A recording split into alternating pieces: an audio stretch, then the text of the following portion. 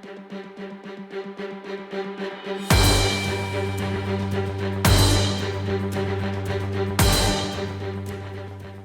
speaking, and welcome to this video. Right, another Tyranid Learning Curve for you.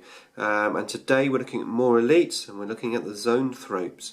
Now these guys have recently had a new rules update from GW outside of the codex, which is quite interesting. A couple of new things.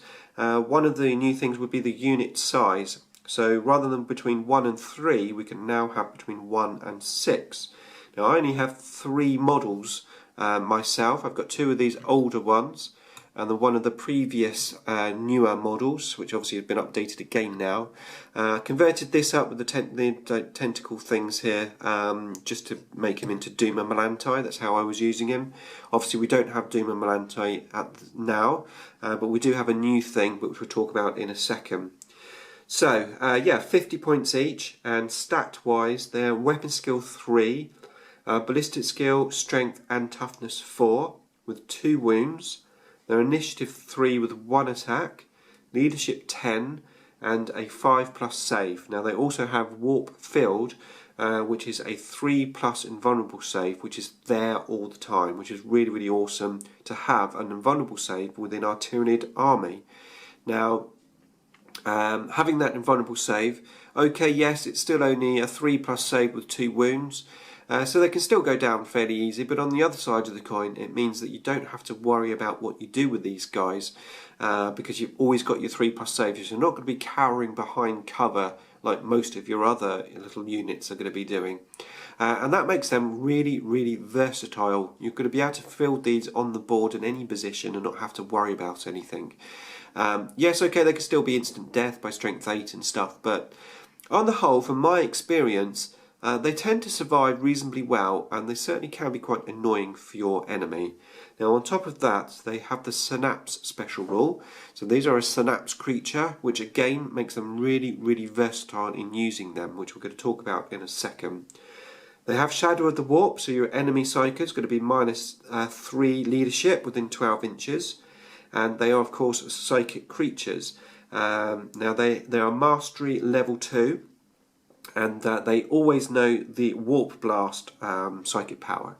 Now this is a Warp Charge 2 power, but they do have the Psychic Brood rule, which basically means you only have to pass 1 psychic test, and then all the models in the unit get to shoot that many times. So if you had 3 in a unit, you'll shoot through 3 blasts.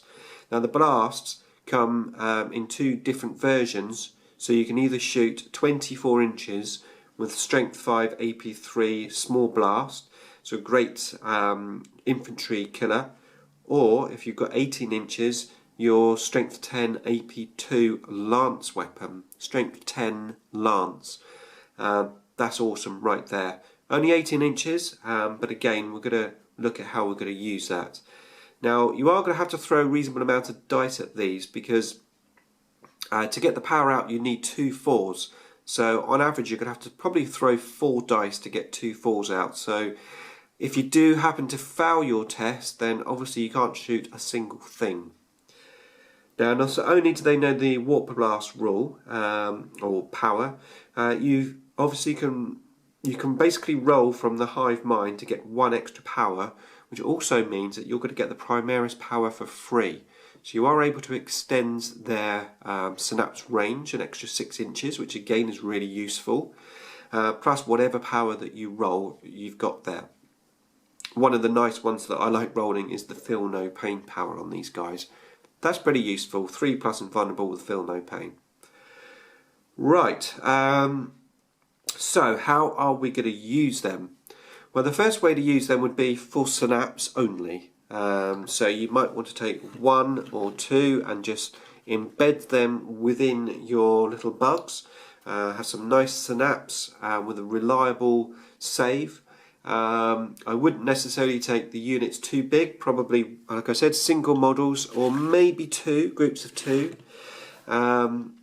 Then if you put too many points into that when you're using them, what you have to bear in mind is you're not going to be using the gun that often.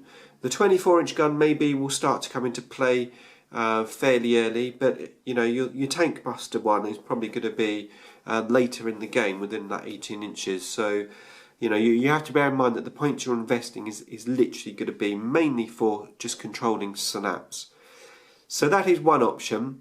And because they shoot in the psychic phase and not in the shooting phase, they do have the ability to run as well as shooting their gun. So they can. It does make them a little bit more mobile now than they used to be. So you are able to move, you know, do your psychic test and then run. But yeah, you know, you are going to be fairly slow across the board, I suppose.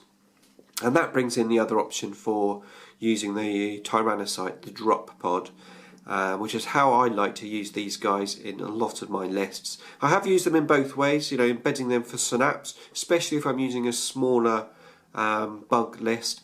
But if I'm using something where I'm going to be using a lot of distraction units, you know, just having like some core at the back for objectives and then bundling 2 or 3 drop pods for distraction, these guys work quite well.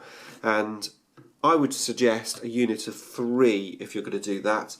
Now, it's fair to say I only have 3 models, so I've not used more than 3 before, so I've not used the full unit of 6. But I don't know, I just 150 points for 3, then plus the drop pod. I think that's just the right amount of points to spend on the unit, and with 6 wounds there on the table in front of you, I think that's pretty decent.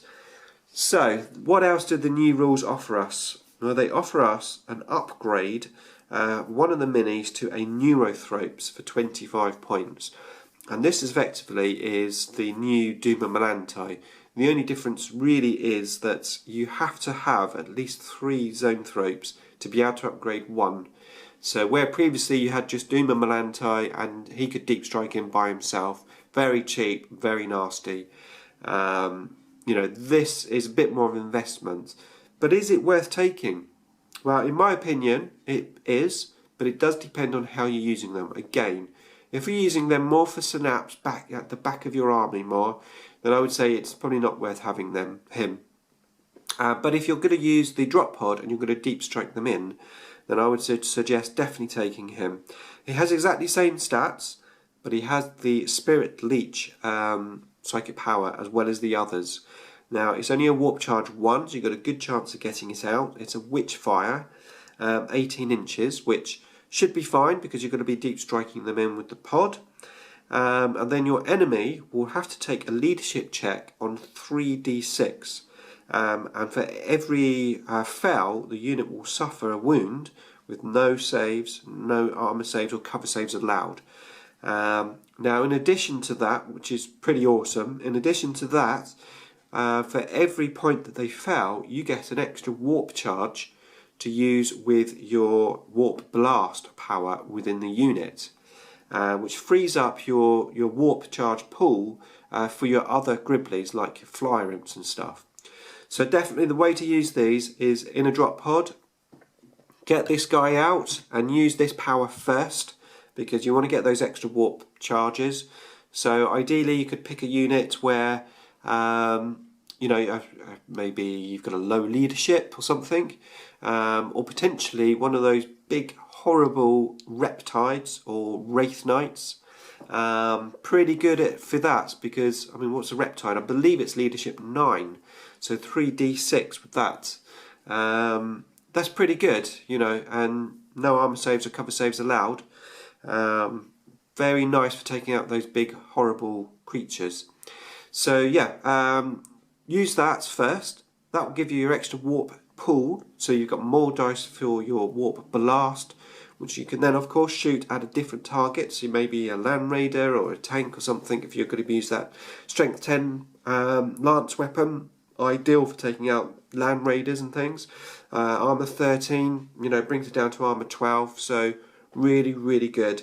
And as I said, if you can manage to get those extra warp charges, that means that the rest of your warp pool dice are there still for your other creatures.